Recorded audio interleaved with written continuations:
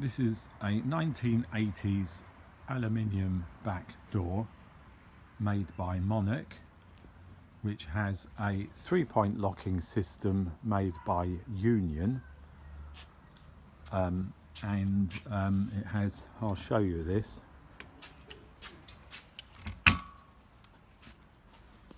it's got 3 parts to this lock, and the top and bottom bits are connected by long shafts like this to the middle part of the lock. To get the lock off, the first thing one needs to do is remove the handles. So you get a Allen key like this. Bond has 2.5mm one. It makes it much easier, and you undo the handles like that. Then the next thing is you remove the lock, the handle plate. I've drilled holes here to make it easy on mine, but you are supposed to be able to lift up that black thing, and then you can see the screw, although it doesn't work that well in practice.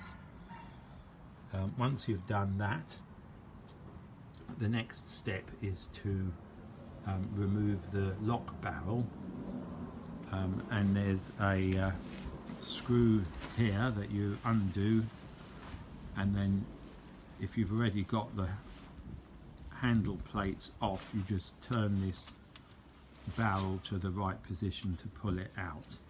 And then once you've done that, there's these plastic pieces which you can see this coat hanger wire attached to. It's just an L-shaped coat hanger wire. There's one there and one at the top, and when you lift the handle up or down, those things go up or down. And what you have to do is move these plastic pieces away from the lock, like this.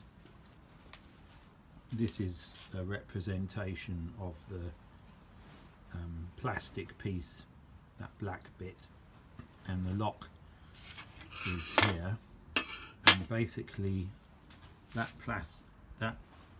shaft goes on this spindle there like that, and then that plastic piece is pushed up to stop it coming off the lock. And to get the lock off, you have to pull that plastic bit down, in the case of the bottom one, so that then you can unhook this.